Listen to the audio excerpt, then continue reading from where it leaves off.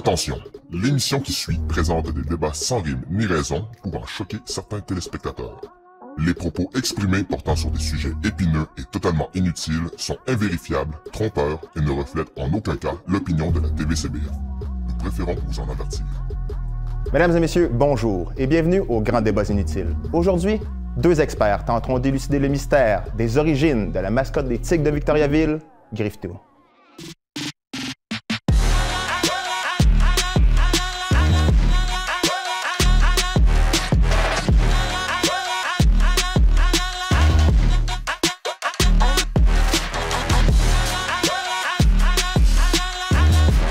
La Voix des Bois-Francs présente avec moi ce soir Julien Vertu-Martel, bonjour.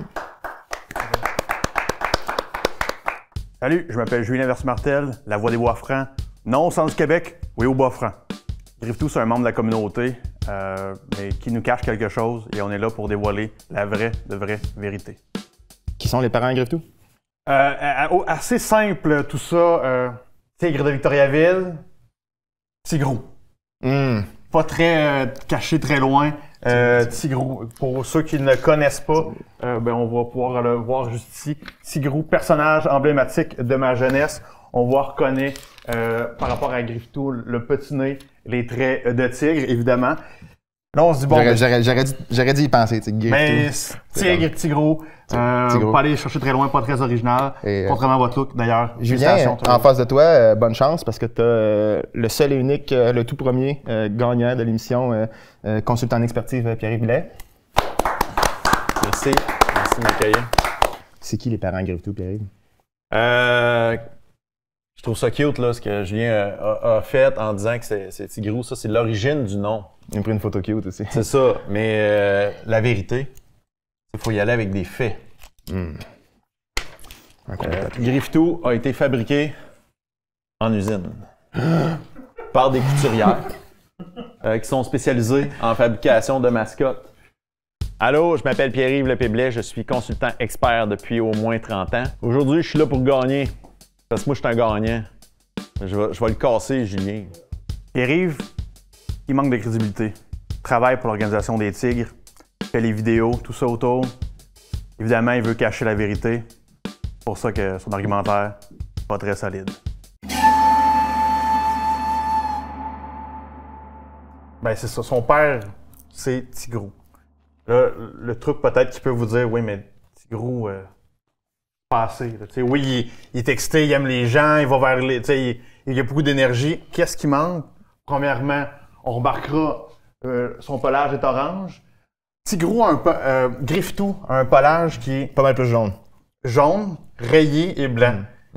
Mais qui dans l'entourage de Tigrou a un pelage jaune? Je vous le demande. Winnie. Winnie the Pooh! Ce qui est arrivé, j'ai fait des recherches. J'ai fait des recherches. On va l'écrire parce que. Lors d'un voyage ensemble, Tigrou et Winnie partaient aux États-Unis. Partaient aux États-Unis, évidemment. Voyage de team bonding, après le travail. Manque d'essence. S'arrête. Cherche.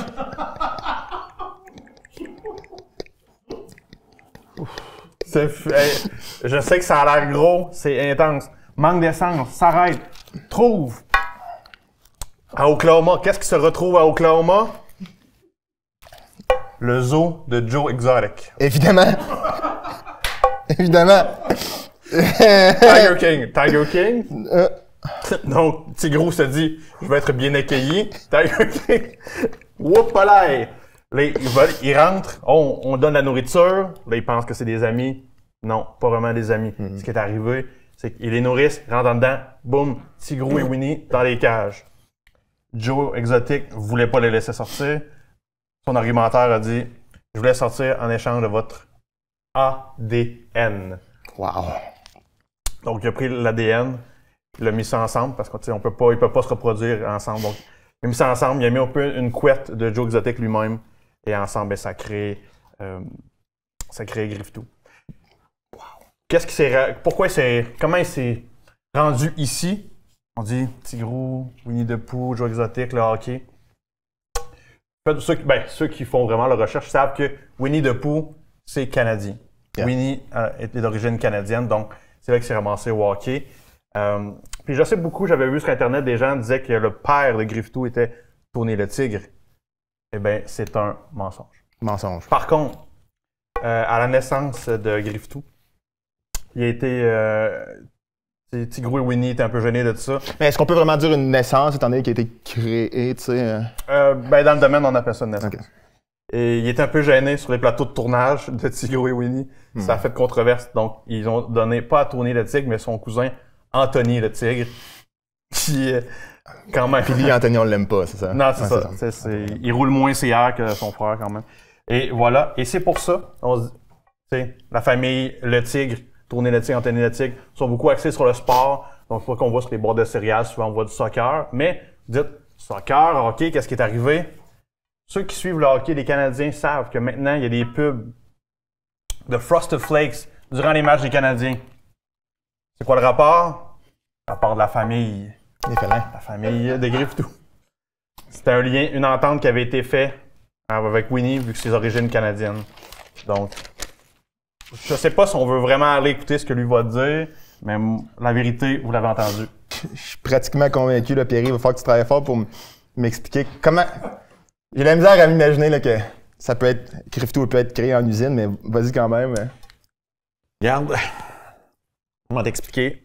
C'est une histoire vraiment extraordinaire, là. Il pourrait être scénariste, pour de vrai. Là. Il m'a amené dans son histoire, son aventure est incroyable. Moi, je marche avec des faits. Malheureusement, j'ai une preuve ici. La facture. La facture du moment où ce que Griftou a été acheté. Et ça coûtait combien, ça? 100 $.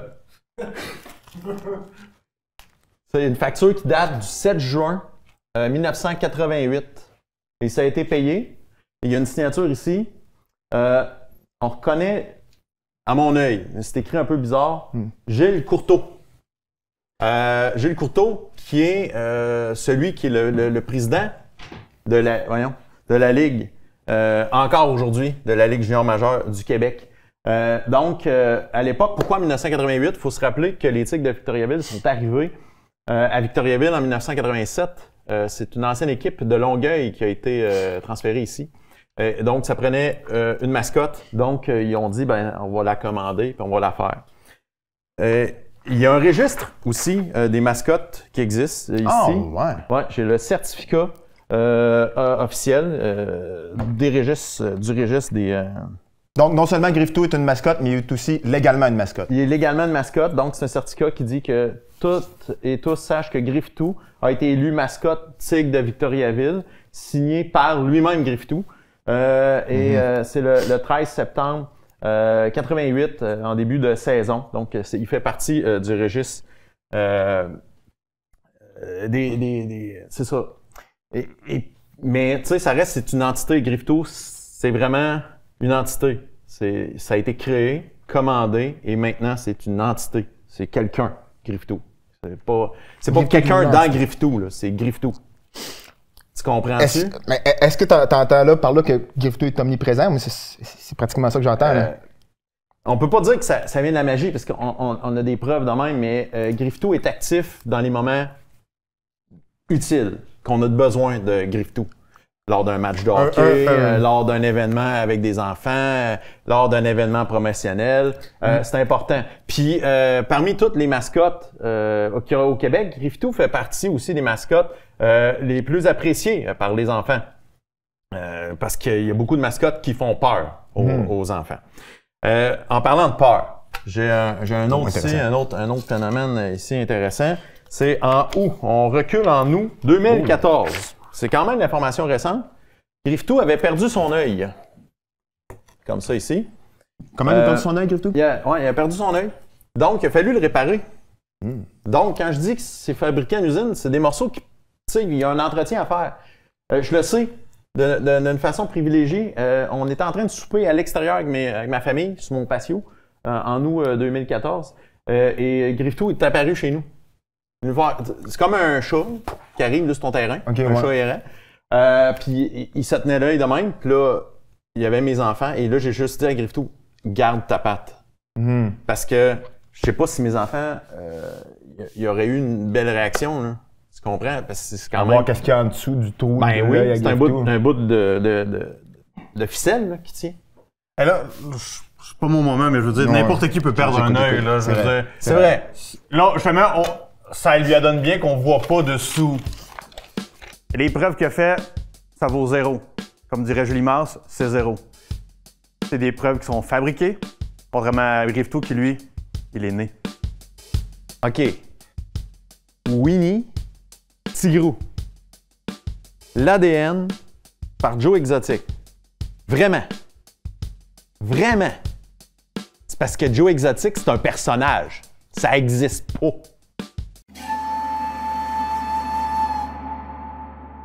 Ça t'a jamais passé par la tête, Julien, que Joe Exotic, c'est un acteur. Il n'existe pas pour de vrai. C'est super dommage que le sujet de l'émission soit sur Griftou, mais j'ai déjà mes recherches sur Joe Exotic, mais là, je vais le garder pour l'épisode. Mais ce n'est pas un acteur. Ce n'est pas un acteur. Ce n'est pas un acteur. Ça, c'est de la vraie amour aussi. Ouais, ça j'ai aucun doute là-dessus, Julien. Mais, c'est clair que ces deux-là, ils s'aiment. Clairement. Joe de l'amour. Exotic, comme on peut le voir, c'est un scientifique. Ouais. Oh, ça se voit dans son visage. Son diplôme On a universitaire. déjà eu des docteurs sur le plateau, on sait quoi ça ressemble à un Exactement. scientifique. Là. Son baccalaureat, maîtrise doctorante en sciences Bien. de la reproduction animale. C'est un Évidemment. peu troublant, ouais. C'est pour ça qu'il a été emprisonné parce qu'il a découvert des choses que la société veut pas qu'on sache. Clonage, etc. Clonage, exactement. J'essaie de comprendre ça s'est fait aux États-Unis. Il a été fait par du clonage. C'est carrément de la fabrication. Fait que je sais pas comment on peut dire qu'il est né. Mais j'ai un détail dans tout ton argumentaire, c'est comment il a fait pour passer les douanes, comment il a fait pour devenir un citoyen canadien, Griftou. Est-ce qu'il y a les deux nationalités? C'est ça qu'on veut savoir. Il est double nationalité. Wow. Ah oui? Wow. C'est pourquoi il y a les... à vrai dire, c'est grâce à ses couleurs.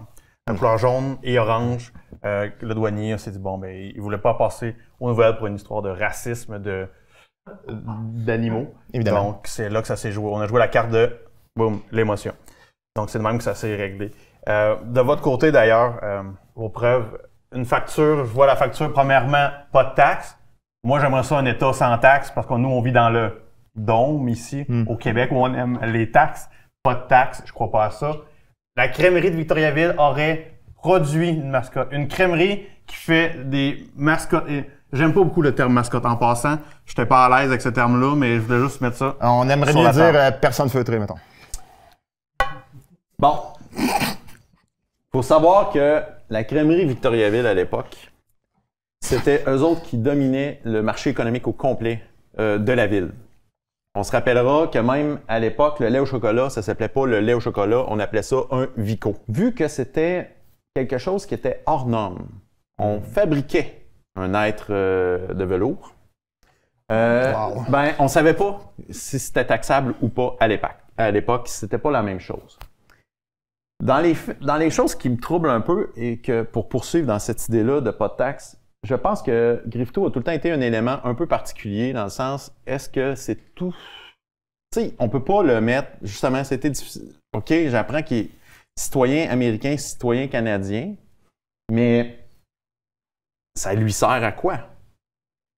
Ici, entre 2001 et 2006, on le voit proche du couche-tard avec une pancarte en train de faire de la pression pour que le prix reste élevé à la pompe. Cartel. Pourquoi il faut que le prix soit aussi élevé? Ça, je ne sais pas. Ça a juste coûté 100$ le faire. Moi, je ne sais pas pourquoi il s'est mêlé de ça. Fait que j'ai de la misère à croire que quelqu'un qui aurait l'ADN de Winnie et de Tigrou, qui sont des personnes extraordinairement de valeur, avec un cœur grand de même, pourrait s'en aller là-dedans.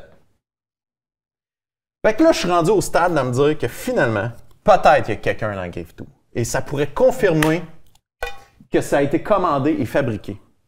J'ai une preuve ici que peut-être quelqu'un a été dans une mascotte. Un article ici de novembre 2020. 1er novembre 2020. Simon Boulris. Titre « Pleurer au fond des mascottes de Simon Boulris de l'ombre à la lumière ». Et on apprend dans cet article que Simon Boulris, quand il était plus jeune, était des mascottes dans des pharmacies puis dans des fêtes d'enfants. Donc, il y a quelqu'un dans la mascotte. Là, Julien a très Fabriqué. clairement un article qui dit qu'il y a quelqu'un dans une mascotte. Simon Boulris le dit. Non. Puis quand Simon Boulris le dit, Mais. Excuse-moi, j'ai pas le choix de Ok, répondre vas-y. là-dessus parce qu'honnêtement, c'est comme s'il servait ma cause présentement. Tout ça est relié. Évidemment. Évidemment. Les pétrolières, on sait très bien d'où ça part.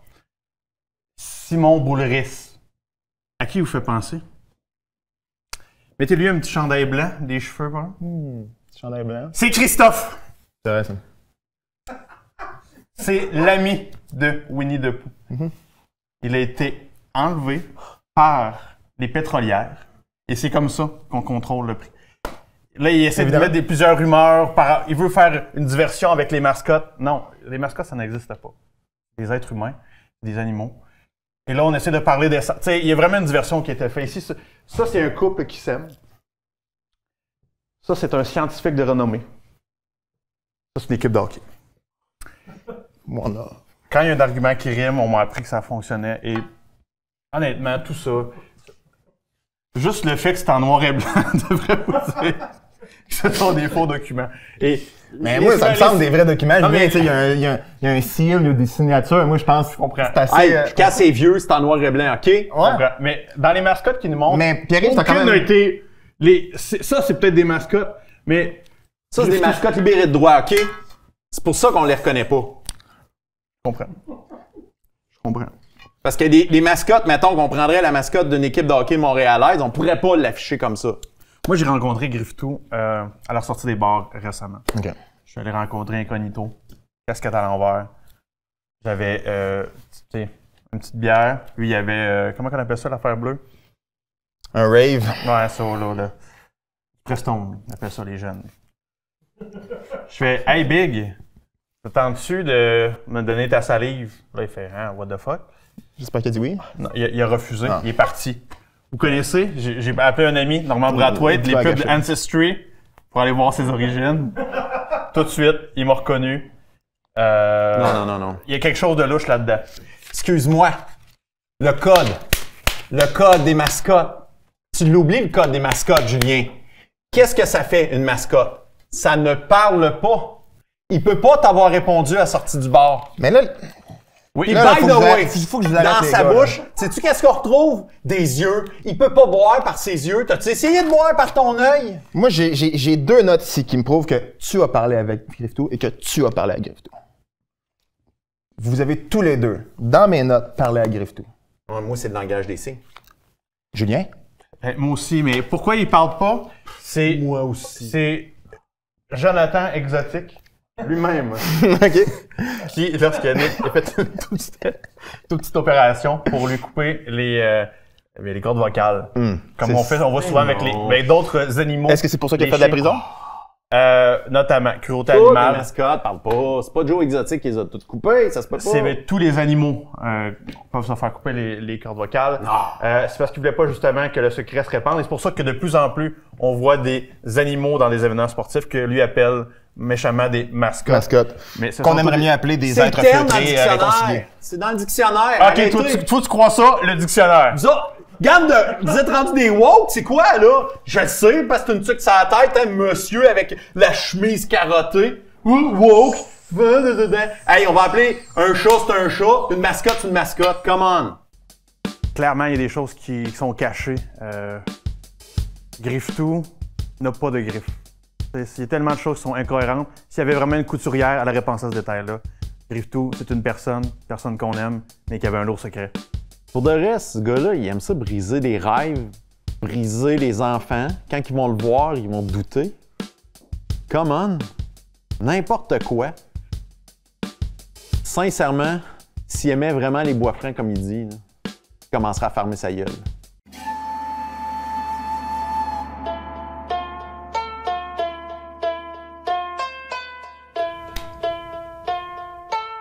Les juges ont délibéré. Le plus meilleur est Julien Lévesque-Martel, la voix des Bois-Francs. Félicitations. Ben non. Les gagnants sont la population des Bois-Francs. Ah! Ben, je suis fier qu'enfin on peut sortir la vérité son employeur sera pas content, mais enfin, la population va savoir à qui on a affaire.